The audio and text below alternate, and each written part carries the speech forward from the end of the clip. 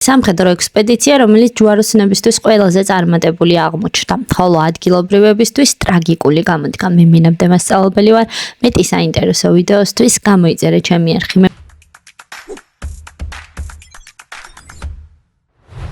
მე მოგცემ მინიშნებებს და შენ უნდა დამიწერო ვიდეოს ქვეშ, რას გულისხმობ და რაზე ვსაუბრობ ამ ვიდეოში. ეს მოვლენა დასრულდა 1099 წლის 15 ივლისს წმინდა ქალაქის თითქმის ერთთვიანი ალყის შემდეგ.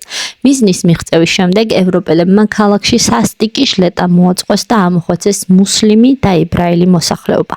ამ მოვლენის შედეგად ახლო აღმოსავლეთში შეიქმნა 4 ქრისტიანული სახელმწიფო. მათგან ყველაზე მთავარი სამეფოს პირველი მმართველი გახდა გოდფრუა მუონელი. საინტერესოა ისიც, რომ გოდფრუა მუარი თქვა მეფის ტიტულზე, რადგან არ სურდა ეტარებინა ოქროს გვირგვინი იქ, სადაც მაცხოვარს ეკლის გვირგვინი დაადგეს და უფლის საფლავის მცველი ეწოდა.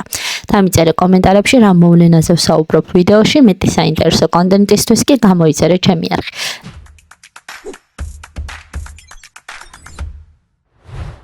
რაც შეეხება პასუხს, პასუხი არის იერუსალიმის აღება პირველი ჯვაროსნული ლაშქრობის დროს.